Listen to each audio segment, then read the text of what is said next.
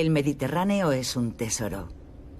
Mare Nostrum, nuestro mar, que el mundo entero sueña con descubrir algún día. El Mediterráneo solo es el 1% de todos los océanos del mundo, pero alberga el 10% de la biodiversidad marina. El Mediterráneo está en peligro y somos nosotros la principal amenaza. Nosotros, que cada vez más nos concentramos en mayor número en sus costas.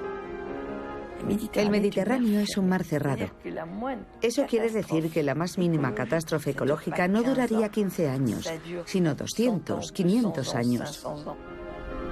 Un mar de una riqueza excepcional que es víctima de su éxito. Algunos lo ven incluso como un nuevo El Dorado. Su riqueza atrae a todo el mundo. Cada día atrae más actividades económicas y al mismo tiempo nadie cuida de él. La presión demográfica, el turismo masivo, la construcción, la contaminación. El Mediterráneo está sometido a una gran presión. Hasta hoy nunca he visto que el interés ecológico haya superado el interés económico. Es urgente detener esta huida hacia adelante, porque todas las alarmas se han encendido. Este año, una vez más, se batirán nuevos récords. El Mediterráneo está a punto de agotarse. Este viaje dura un verano, la estación de todos los peligros.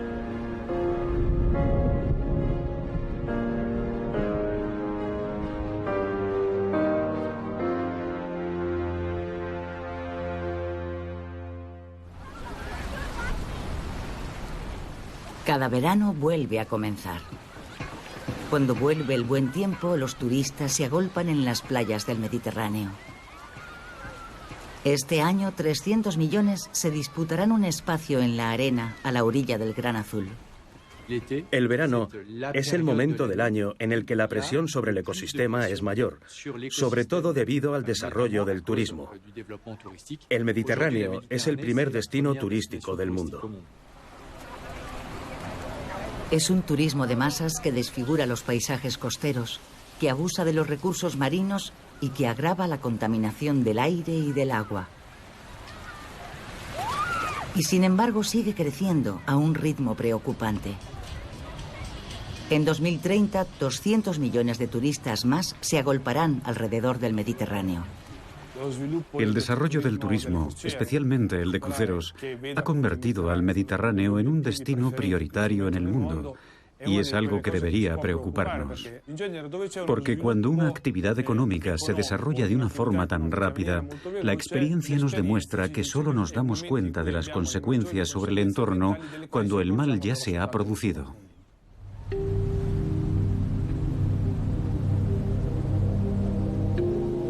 El número de pasajeros de cruceros se ha multiplicado por 4,5 en los últimos 20 años.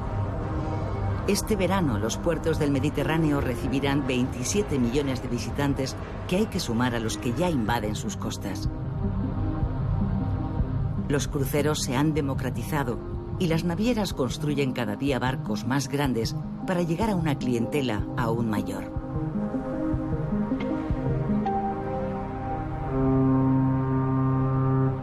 Y los estados ribereños compiten entre sí por captar este nuevo maná.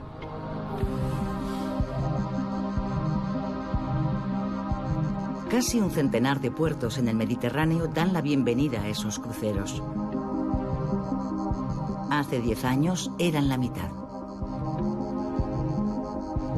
España es el país que ha apostado más fuerte por los cruceros. Ya cuenta con 24 puertos y Barcelona se ha convertido en el destino principal en muy pocos años. Pero Palma de Mallorca, la capital de las Islas Baleares, es la nueva favorita de los cruceristas.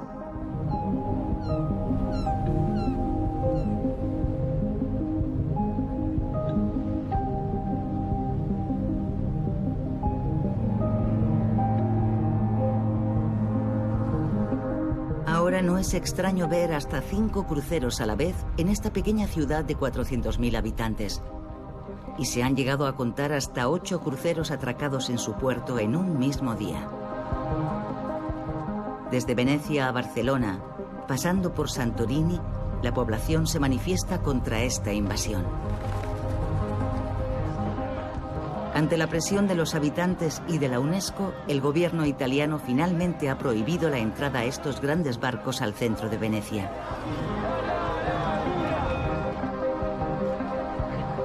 Y la resistencia se organiza. Los representantes de otros puertos han venido a Mallorca a mostrar su apoyo a los habitantes de Palma. Cuando se dice que una ciudad vive de la economía del turismo, más bien debería decirse que corre el riesgo de morir a causa del turismo.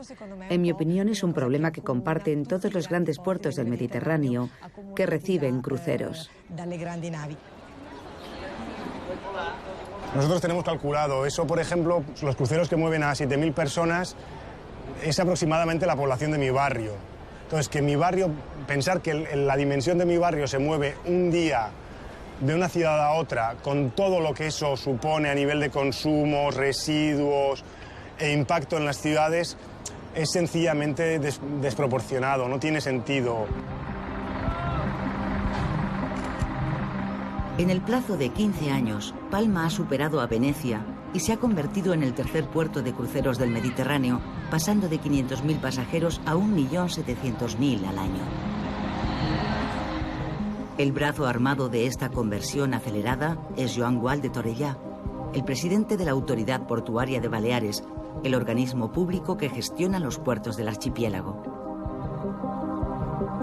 Se han invertido decenas de millones de euros para la construcción de nuevos muelles y una nueva terminal para los pasajeros de cruceros. Hay que tener en cuenta que los cruceros es un producto turístico que está creciendo, es un producto turístico de futuro que todavía no ha llegado a su nivel de madurez en el Mediterráneo. Nuestra estrategia es apoyar los cruceros, pues hoy en día se ha invertido y se está cada año asignando unas subvenciones a este tráfico para que sea atractivo para las compañías. Esta estrategia se inscribe en una política global del Estado español y desde 2013 tiene un nombre: Alfombra Azul, un programa a medida diseñado para atraer a las líneas de cruceros a España. La visita a España comienza por sus puertos. Modernos y competitivos, dan la bienvenida a los pasajeros de cruceros con los mejores servicios portuarios. En estudios de otros sitios se habla de que hay 80 o 90 euros al día un crucerista puede llegar a gastar, pero cada vez más esto se ha reducido a 30 o 40 euros, porque los cruceros cada vez son más baratos y el poder adquisitivo de los cruceristas es cada vez más bajo. Se interesa para pasear, hacer una excursión, tomarse un helado y volver al barco. Este no es un turismo rentable para nosotros. Con 600 escalas de cruceros solo el año pasado, los cruceristas siguen disfrutando de la bienvenida que las autoridades les reservan. Símbolo de esta fructífera asociación, una empresa alemana ha elegido Palma para celebrar la inauguración de su nuevo crucero gigante, pero manteniendo a distancia a los periodistas. Es cierto que el mundo de los cruceros ya no tiene buena prensa. Los barcos consumen demasiados combustibles fósiles, en especial combustibles pesados, y son una fuente importante de contaminación atmosférica.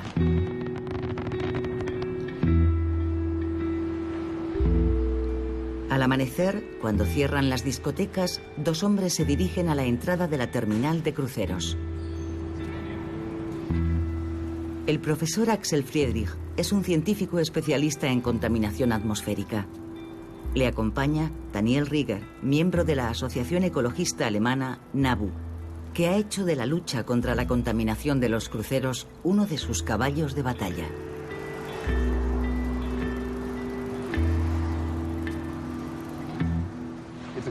El nivel de contaminación es muy alto. Y eso a pesar de que esta mañana hace mucho viento.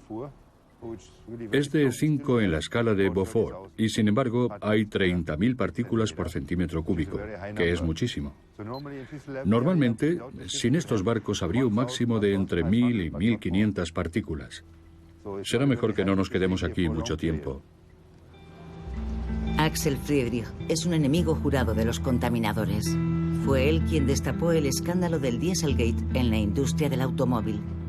Pero para él, los cruceros son mucho más peligrosos que los coches. 50.000, 60.000, 80.000. La cifra aumenta. Eso indica que está llegando un barco. 100.000. Se puede sentir. Estamos en el mejor lugar. Si yo lo puedo notar, eso significa que son al menos 30.000. Son partículas diminutas que penetran en los pulmones, que pasan a través de los tejidos y que pueden causar enfermedades del corazón, ataques cardíacos. Pueden pasar por la nariz y llegar hasta el cerebro, provocando enfermedades como el Parkinson, casos de demencia o incluso abortos espontáneos. Partículas finas, pero también azufre y óxido de nitrógeno que dañan la capa de ozono. Los cruceros, al igual que los cargueros, son auténticas fábricas de contaminación. Y la obligación de utilizar combustibles menos nocivos no entrará en vigor hasta 2020. Pero esos combustibles seguirán siendo al menos 5 veces más contaminantes que el diésel de automoción. Y estos parques de atracciones flotantes funcionan las 24 horas del día, incluso cuando están atracados, para alimentar la iluminación y el aire acondicionado. Pero también distracciones devoradoras de energía, como los casinos, las pistas de hielo y los simuladores de olas. La potencia que consumen estos barcos equivale a la de una pequeña central eléctrica, pero si fueran centrales eléctricas no las autorizarían porque contaminan demasiado. Eso quiere decir que las ciudades están muy contaminadas por esos barcos, y no solo para sus habitantes, sino también para los turistas. Es increíble.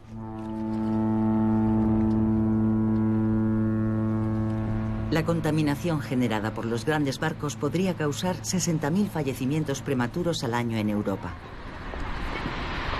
En Marsella, donde la llegada de cruceros se ha disparado, los casos de cáncer de vías respiratorias se han multiplicado entre sus habitantes.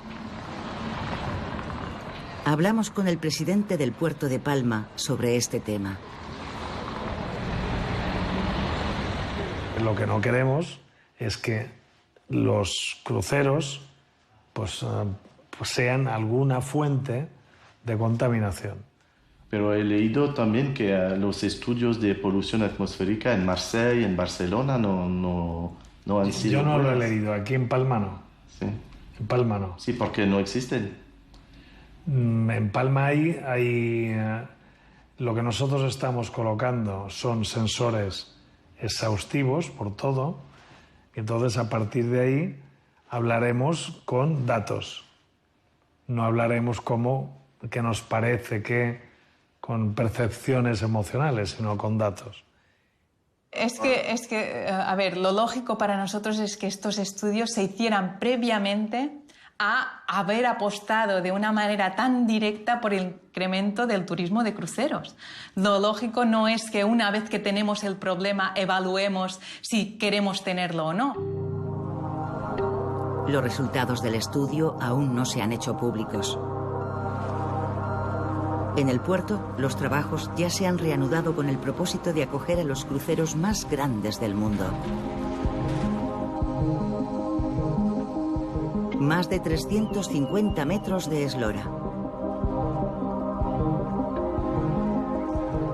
El objetivo es conseguir que las líneas de cruceros hagan de Palma su centro de operaciones. Un puerto de embarco y desembarco de pasajeros. Varias compañías ya han dado su visto bueno.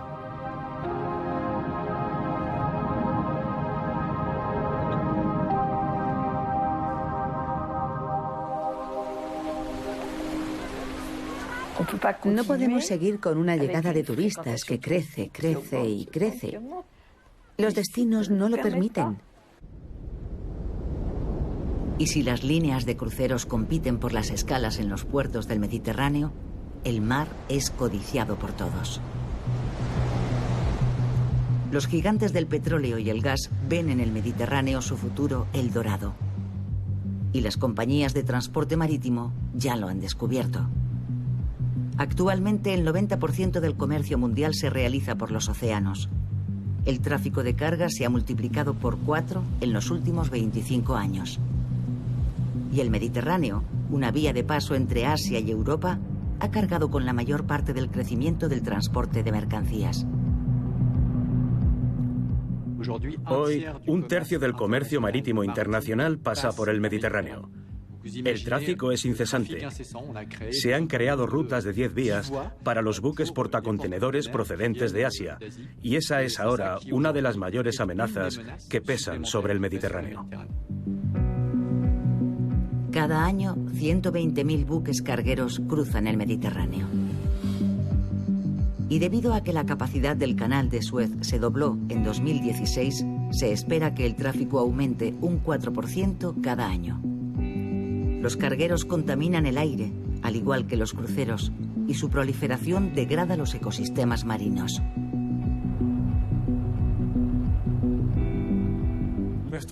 Hay que tener en cuenta el papel de estos grandes barcos en la introducción de especies invasoras, es decir, especies extrañas al Mediterráneo que llegan a través del canal de Suez en las aguas del lastre de los cargueros y que son una amenaza para el equilibrio de los ecosistemas naturales tal y como los conocemos. Paso obligado entre el estrecho de Gibraltar, el Mar Negro, el Canal de Suez y el puerto del Pireo, el mar Egeo es el corazón de un tráfico comercial especialmente intenso. Los cargueros se ven obligados a hacer slalom entre miles de islas y de islotes. Durante la temporada veraniega, el tráfico entre las islas griegas se dispara. A los ferries cargados de turistas que cruzan el mar Egeo se unen las embarcaciones de recreo y, por supuesto, los buques de carga, el 20% de los cuales transporta materiales peligrosos o contaminantes. Cada día se cuentan por centenares.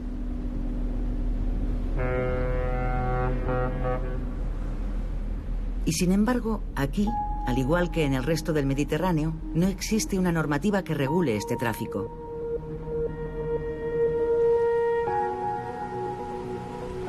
Al este del mar Egeo, en las islas del Dodecaneso, unos ciudadanos comprometidos han dado la voz de alarma.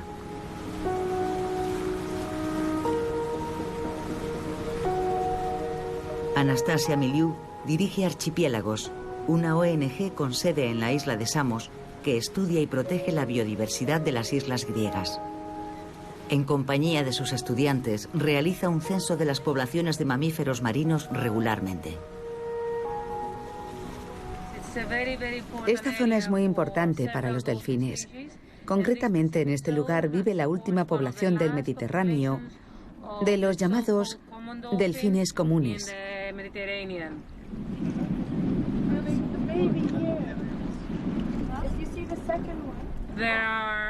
Aquí viven en total 4 especies de delfines, 3 especies de ballenas y una importante población de focas monje del Mediterráneo.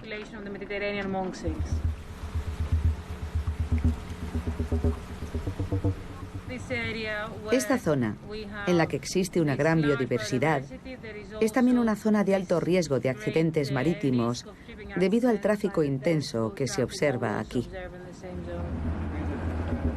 Allí hay una cría. El capitán Theodoros Simpidis es un antiguo marino mercante. Hace 20 años lo dejó todo para crear la ONG Archipiélagos.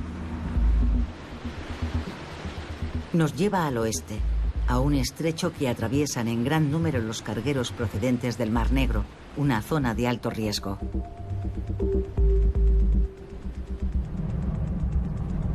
El barco de Archipiélagos se cruza con un buque que transporta productos químicos.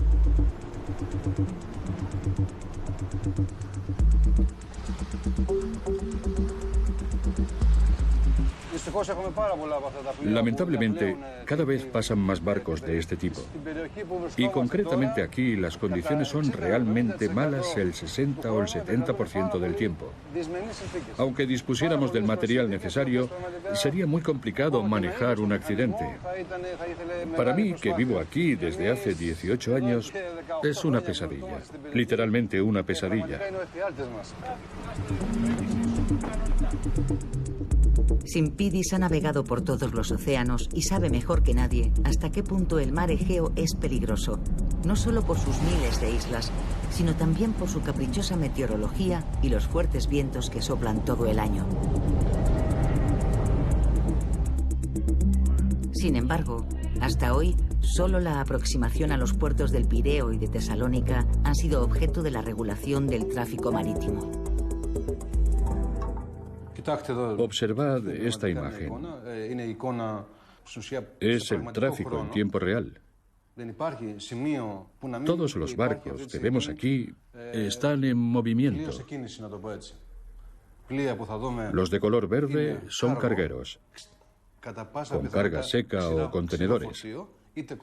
Y en rojo son los que navegan por centenares en este mismo momento y que transportan petróleo o derivados del petróleo. Y existe también otro tipo de cargamentos, los cargamentos peligrosos, y esos no se declaran. Ni siquiera sabemos qué barcos los transportan. Navegan en todas las direcciones, cuando deberían seguir trayectorias marítimas precisas y separadas en función de su rumbo.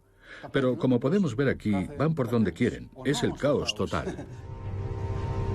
El resultado es que en esta zona se producen la mitad de todos los accidentes marítimos. En los últimos años se han producido docenas de accidentes más o menos graves. Solo el año pasado hubo 15.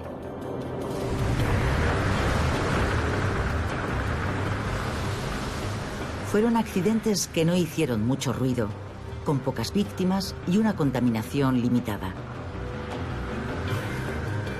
Los guardacostas, ayudados por remolcadores de compañías privadas, han logrado evitar hasta hoy una catástrofe.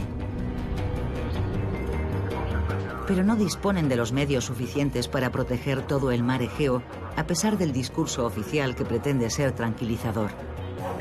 Prueba de ello fue lo ocurrido en septiembre de 2017, cuando un pequeño carguero se hundió en mitad de la noche en Salamina, justo frente al puerto del Pireo. Catástrofe ecológica en Salamina. Las playas se han teñido de color negro y el Golfo de Saronikos también. Nada más conocerse la noticia del naufragio, el capitán Simpidis se trasladó al lugar. Hemos podido comprobar que también hay petróleo pesado depositado en el fondo. Los días siguientes, a pesar de la proximidad de los equipos de emergencia, los griegos asistieron impotentes a la llegada del petróleo a las playas de Atenas. Las autoridades fueron señaladas. Debemos enviar ayuda. El Estado es el único responsable. Esto es una catástrofe. 10 años antes de aquel accidente, un barco de pasajeros encalló en los acantilados de Santorini. Sus restos aún reposan bajo el agua. Pero hoy, las autoridades prefieren contar otra historia a los turistas. Su única preocupación era silenciar lo ocurrido para que se terminara olvidando. Y las pequeñas boyas que quedan para evitar las fugas residuales de petróleo se presentan a los turistas como una granja agrícola. Es realmente indignante. Y no se ha tomado ninguna medida para evitar que en el futuro se produzca un nuevo Sea Diamond.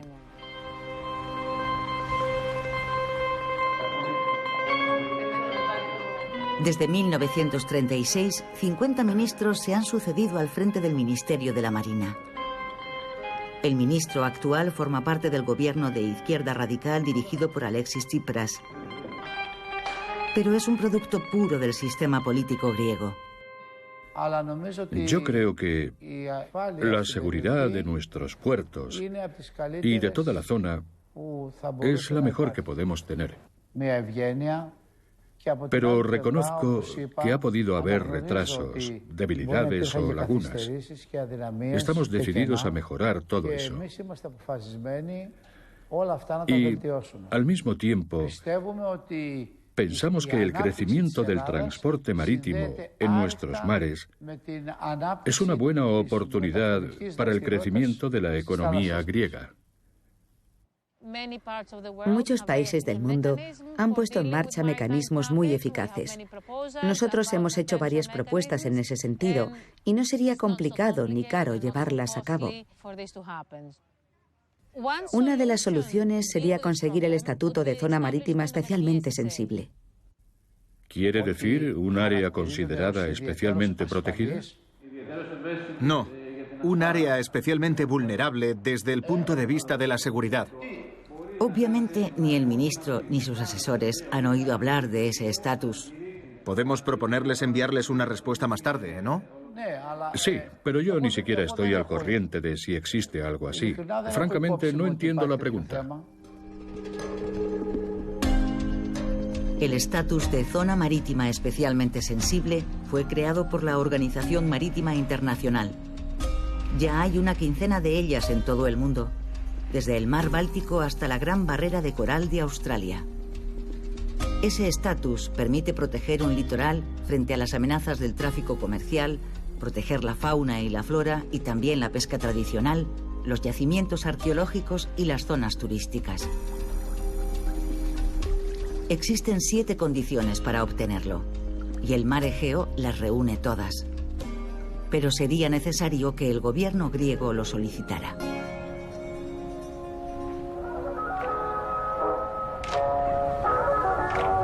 Algo que Atenas descarta hacer, para no poner en peligro la principal industria del país, el turismo.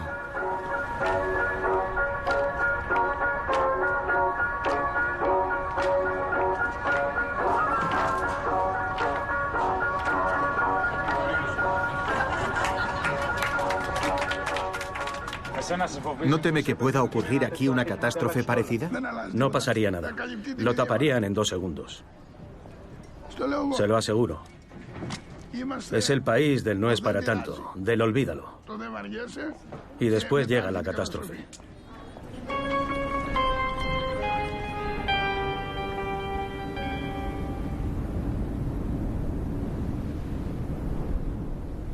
Un solo accidente, aunque fuera pequeño, podría tener consecuencias gravísimas, porque en este mar, cuyas aguas tardan en renovarse 100 años, si se produjera un accidente de ese tipo, las consecuencias durarían mucho más tiempo que en otro lugar.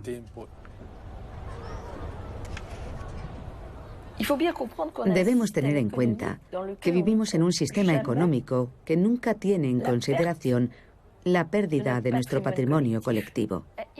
Imaginemos por un momento que valoráramos la totalidad del patrimonio del mar Mediterráneo y que tuviéramos en cuenta el daño producido a ese patrimonio por su destrucción. No creo que todos tengamos la misma visión de la vida. Proteger el Mediterráneo es cada vez más urgente debido a que sus costas están superpobladas. En ellas viven 150 millones de personas, la mitad de la población total de sus países ribereños. Y ya existen más de 20 ciudades que superan el 1.000.000 de habitantes.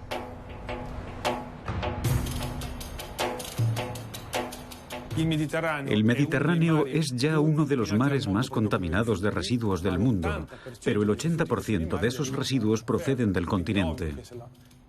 Cuanto más crezca la población, mayor será el riesgo de que aumente la contaminación, y el espacio natural no crece. Desde Alicante a Venecia, desde Estambul a El Cairo, la superpoblación ya es una realidad. Y la situación solo puede empeorar, sobre todo en el este y el sur. Dentro de 20 años, en el litoral vivirán 100 millones más de habitantes. Algunas regiones ya corren peligro de asfixiarse.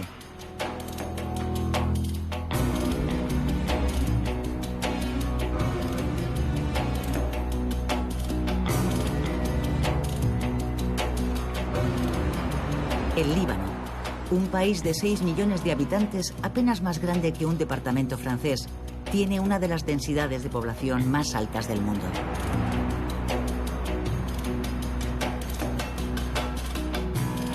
El 90% de la población está concentrada en la costa.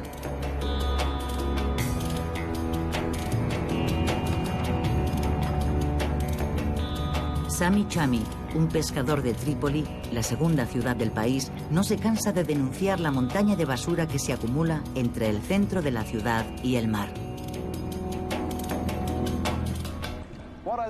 Detrás hay un vertedero repleto de basura. Hay mucha basura y malos olores. Y en el río, justo ahí al lado, también tiran mucha basura. No la entierran. Y todo termina en el mar. A veces, cuando sopla el viento, las redes se llenan de basura. El mar está enterrado por la basura.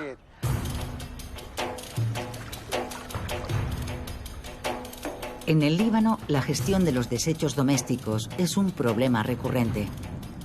Desde algún tiempo, numerosas montañas de basura a cielo abierto desfiguran las playas.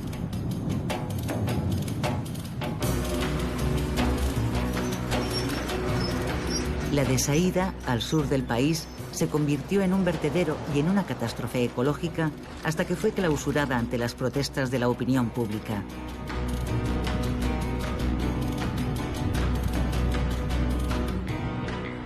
En Beirut, donde vive el 50% de la población, hace mucho tiempo que la basura se arroja al mar. En 2015, la ciudad vivió una crisis sin precedentes. Debido a la falta de un vertedero, la recogida de basura se suspendió durante 8 meses.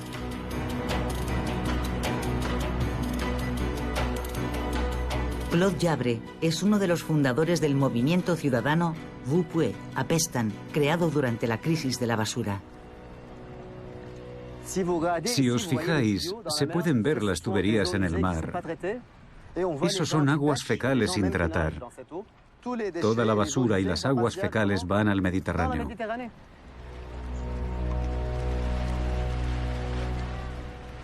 Y cada verano la situación empeora. Muchas personas acaban en los hospitales, donde los médicos atienden por quemaduras, personas infectadas de virus y enfermedades extrañas que los médicos no habían visto nunca. Estamos nadando en basura y en aguas fecales.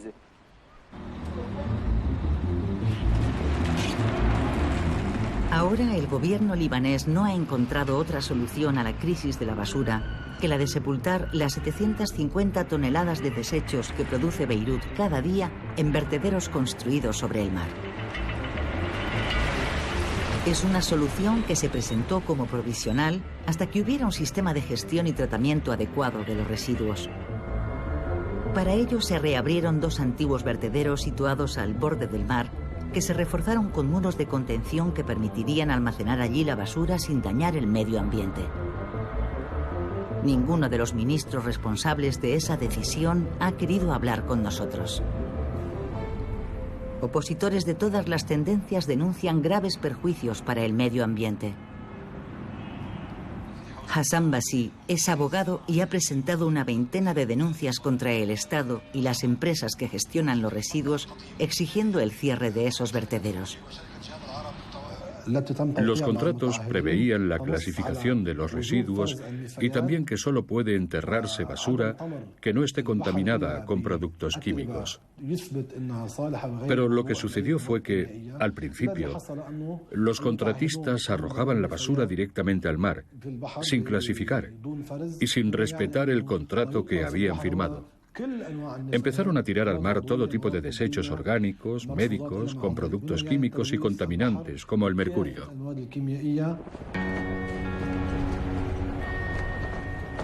Atrapado entre 2 vertederos, el pequeño puerto de Dora contempla de nuevo el paso de los camiones hacia el vertedero.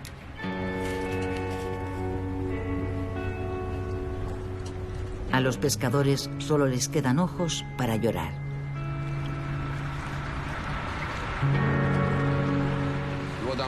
La situación es verdaderamente dramática.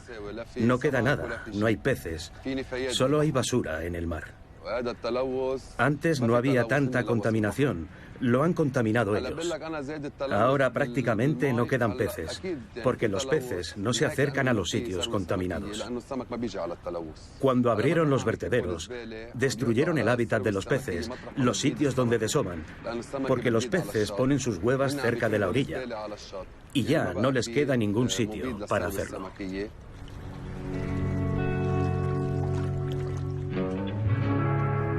En este vertedero, 18 meses después de que empezaran los trabajos, algunos camiones siguen descargando basura sin clasificar.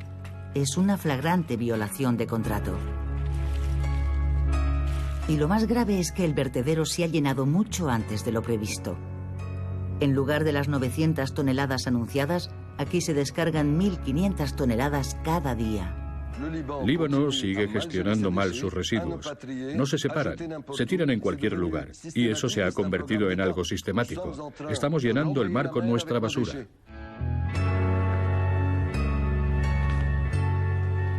Pierre Issa, un pionero del reciclaje en Líbano, ha creado una ONG que agrupa a 20 centros de clasificación de residuos de todo el país. Pero el gobierno nunca ha seguido su ejemplo.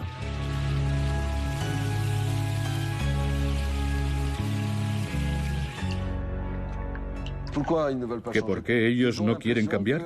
Creen que obtendrían menos beneficios.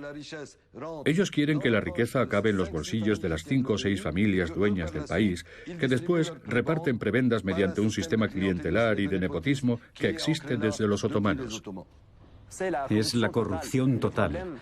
El problema de los residuos es un ejemplo claro de la corrupción de la clase política libanesa.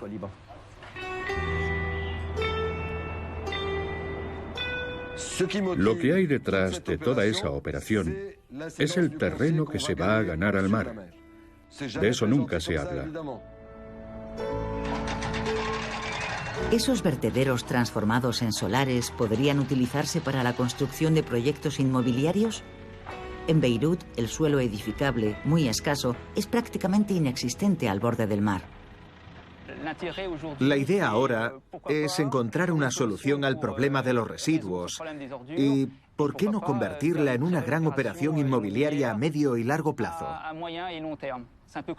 Igual que en Mónaco o en Niza, donde el terreno que se ganó al mar sirvió para aumentar el terreno edificable. Para un promotor, poder desarrollar un proyecto inmobiliario sobre ese terreno es como encontrar el Santo Grial. Ya existe el proyecto Waterfront City, construido al borde del mar en las afueras del norte de Beirut. Aquí los pisos cuestan el doble que en el centro de la ciudad. Pero destaca el proyecto Normandie, un terreno gigantesco ganado al mar justo delante del centro histórico. Enterrados están los escombros y la basura de Beirut amontonados durante la guerra civil de los años 70 y 80. Fue la empresa Solidaire la que consiguió el contrato a cambio de la mitad de los 800.000 metros cuadrados de terrenos ganados al mar. Entre sus accionistas se encuentra el primer ministro del Líbano, Saad Hariri. El alcalde de Beirut forma parte de sus allegados. Durante mucho tiempo fue directivo de Solidaire antes de convertirse en alcalde. Esos terrenos actualmente valen 2.500 millones de dólares. ¿Entonces es bueno que se construya en el terreno de Normandie? Por supuesto, ¿por qué? ¿Tiene algo en contra de que Beirut se desarrolle? No, solo pregunto si... Nosotros nos sentimos orgullosos de ese proyecto. Nos sentimos orgullosos de Beirut y de su desarrollo. ¿Vale? Gracias. Y adiós.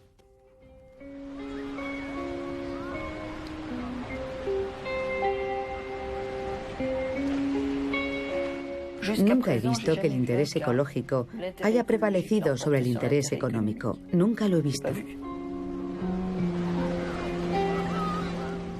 Es necesario entender que, en lo que concierne al Mediterráneo y a su fragilidad, hoy nos encontramos aproximadamente en la misma situación que estábamos hace 30 años respecto del cambio climático. La contaminación industrial no es en absoluto un fenómeno nuevo en el Mediterráneo. Los veranos se suceden y los veraneantes no necesitan saber que los contaminantes de la agricultura y de la industria siguen vertiéndose masivamente en el mar.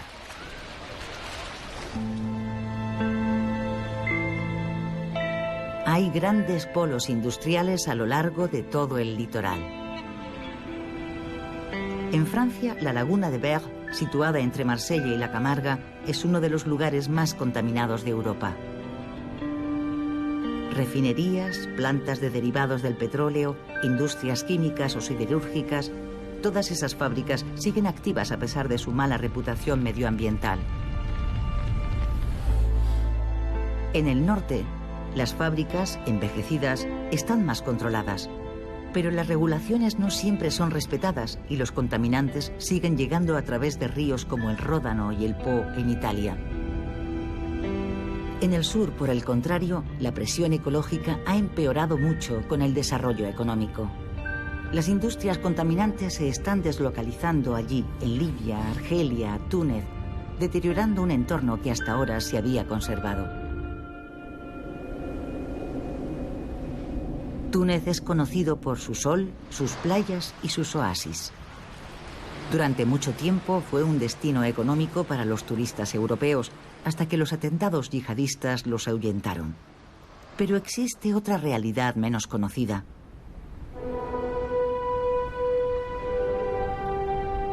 En el sur del país, a 80 kilómetros de las playas de Yerba, en el complejo industrial de Gabes, se explota el principal recurso natural de Túnez, el fosfato. Con él se fabrican los fertilizantes que luego se exportan a Europa y al mundo entero. Es una fuente de divisas fundamental para Túnez, un país con una economía frágil. Todo cambió en Gabes cuando el Estado decidió crear una fábrica de fertilizantes en 1972. Después, otras industrias químicas se instalaron allí y el complejo creció. Entre los depósitos y los hangares, un canal recoge los residuos de la producción de ácido fosfórico y de fertilizantes. Este es el canal de desagüe. En él se vierten el agua usada como refrigerante y el fosfoyeso. No me gustaría que me vieran con el fosfoyeso.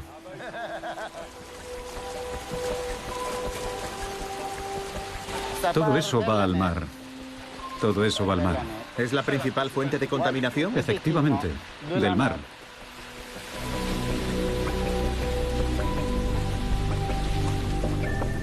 El fosfoyeso es un subproducto de la explotación del fosfato que contiene residuos de metales pesados, ácido fluorhídrico, azufre y pequeñas cantidades de materiales radiactivos como el uranio o el radio. Cada día la fábrica vierte al mar 6.000 toneladas de este veneno sin ningún tratamiento a través de la playa de Chott Salem. Situada entre la fábrica y el pueblo y rodeada por un palmeral único en la costa mediterránea, esta playa era un lugar de veraneo hasta que la contaminación expulsó a sus habitantes.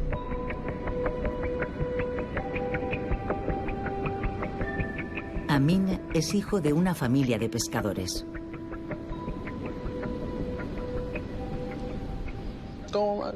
Todo se ha vuelto negro. Miren todo ese fosfato. No hay otra cosa. La arena ha cambiado de color, ya no queda. Aquí estamos 6 metros más alto que la superficie original de la playa. 6 metros. Y esta es una de las pequeñas barcas con las que se pescaba aquí. Esto era el sueño de cualquier pescador, porque había mucha pesca.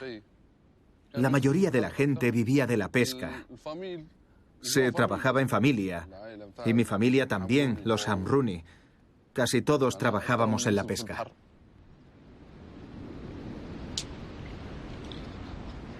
Cuando era niño yo también iba, todo el mundo salía a pescar.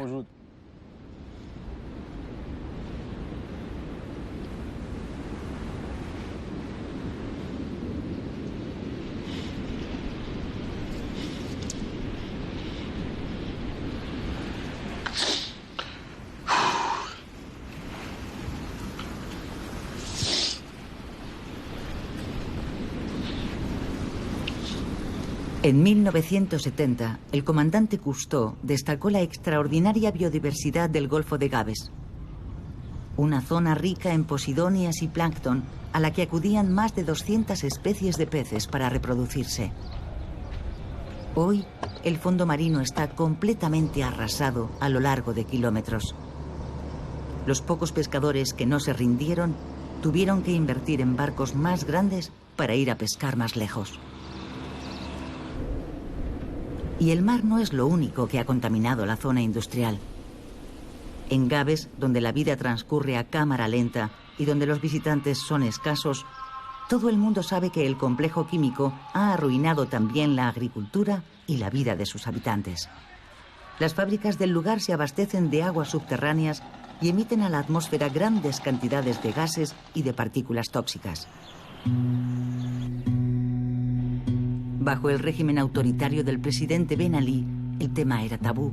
No se podía criticar al grupo químico tunecino, la empresa pública que gestiona el lugar y aporta valiosos ingresos al Estado.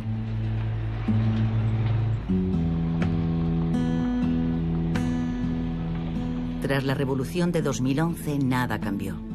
La fábrica sigue emitiendo grandes cantidades de gases tóxicos, como se puede ver en estas imágenes grabadas por un vecino.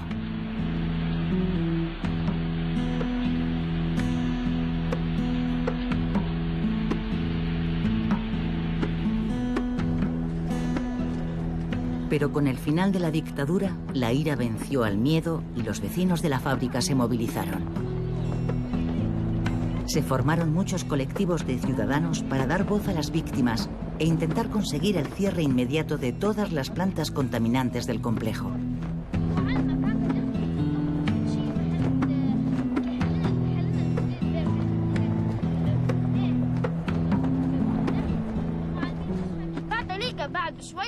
Los bomberos vinieron a la escuela para rescatar a los enfermos que había en la clase. Eran 5 en total. No teníamos permiso para salir. Y la maestra cerró todo para que no entrara el aire.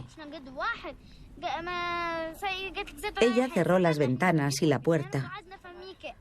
Pero el olor seguía ahí. Y la maestra se mareó.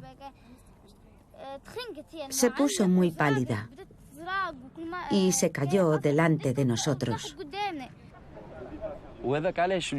Ahora hay muchos bebés que nacen con malformaciones, personas que tienen osteoporosis, otras tienen cáncer. Los vecinos padecen todo tipo de enfermedades. En verano la gente que vive cerca de la fábrica tiene que mantener las puertas y ventanas cerradas todo el tiempo. Hemos tenido fallecidos, personas que han muerto. Es un crimen, no es una situación sanitaria normal. Esos son crímenes que no pueden ser olvidados.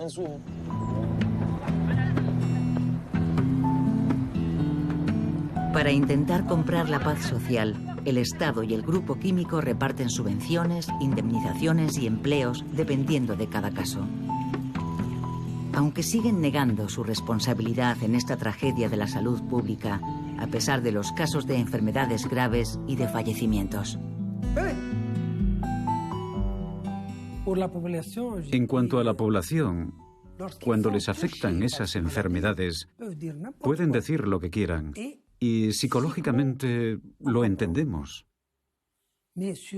Pero desde un punto de vista exclusivamente científico, nada demuestra esa relación dialéctica entre el entorno y la salud. Pero hay casos de... Sí, puede que nosotros no hayamos impulsado suficientemente la investigación y los estudios. Lo vamos a hacer. El cáncer está en todas las casas. A comienzos del verano de 2017, la población volvió a rebelarse una vez más. Las manifestaciones duraron 2 días. ¡Basta de vertidos! Tras ese estallido de rabia estaba la promesa incumplida del gobierno de poner fin a los vertidos de fosfoyeso en el mar. Acorralado, en esa ocasión el gobierno prometió resolver el problema de las emisiones de gases tóxicos en un plazo de 2 años. y se comprometió a desmantelar las plantas contaminantes en 8. Durante los últimos años, las promesas no se han cumplido y el calendario nunca se ha respetado. Queremos garantías y documentos que comprometan al gobierno. Más allá de las promesas, quizás sea el dinero lo que falte. Se calcula que el desmantelamiento de las instalaciones costaría 1.100 millones de euros. El grupo químico tunecino, que atraviesa una profunda crisis, ya ha anunciado que no podrá financiarlo solo. Y el Estado tampoco. Nosotros contamos con nuestros amigos europeos, con nuestros amigos del Mediterráneo, con la Unión Europea. Yo estoy seguro de que ellos van a invertir y a ayudar a Túnez en este proyecto. Soy muy optimista.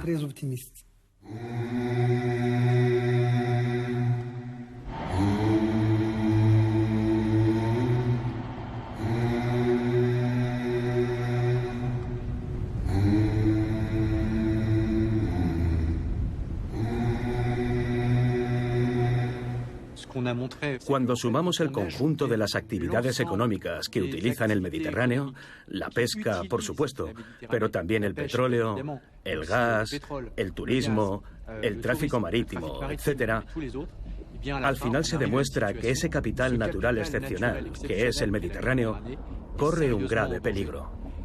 Y esta saturación aumenta las tensiones entre las diferentes actividades. Y la mayor amenaza es que el Mediterráneo se convierta en el mar muerto más grande del mundo. ¿Ese es el legado que queremos dejarles a nuestros hijos?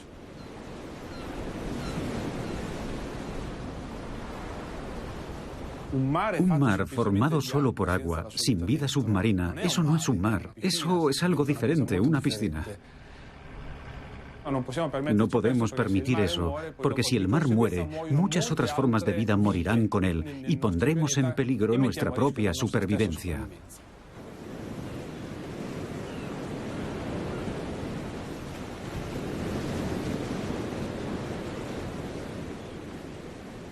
Lo que falta es una voluntad política lo bastante fuerte para abordar los problemas que existen.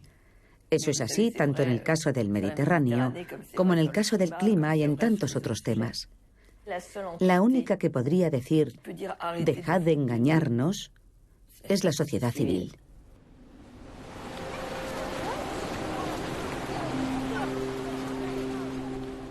¿Podemos salvar el Mediterráneo? Puede ser, puede ser.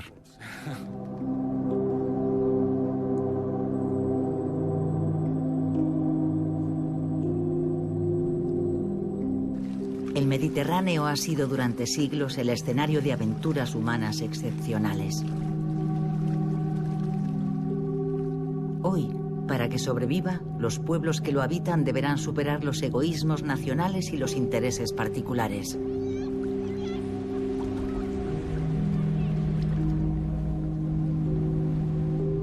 Y los próximos veranos serán, quizás, más amables para el Mediterráneo.